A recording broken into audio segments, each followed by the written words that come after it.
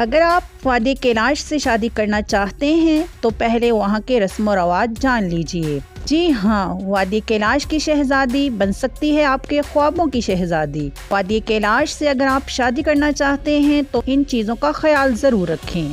वादी कैलाश के फेस्टिवल में मुल्क भर से ही नहीं बल्कि दुनिया भर से लोग कैलाशों के त्यौहार में शिरकत करते हैं। कैलाश कबीले के लोग बहुत ही मोहब्बत करने वाले लोग हैं। वादी कैलाश की शहजादियां बन सवर कर शिरकत करती हैं। जी हाँ, वादी कैलाश की लड़कियों का हुस्न बेमिसाल और लाजवाब है। ऐसी कशिश के देखते ही दिल हार जाए। क्या आप चाहते हैं कि ऐसी खूबसूरत लड़की बने आपकी हम सफर? तो तैयार हो जाएं। नंबर 1, वादी कैलाश के त्यौहार में लड़कियां अपने लिए लड़का खुद पसंद करती हैं। नंबर 2, वादी कैलाश की लड़की जिस भी लड़के को पसंद करती है इसे अपना जीवन साथी दिलो जान से तस्लीम कर लेती है। नंबर 3, वादी कैलाश में लड़कियां फरोख्त नहीं की जाती। नंबर 4, आप किसी भी मजहब या कबीले से हैं, आप वहां शादी कर सकते हैं। मजीद मालूमात हमारी अगली वीडियो में देखें। तब तक अपने मेजबान अजवा नूर को दीजिए इजाजत।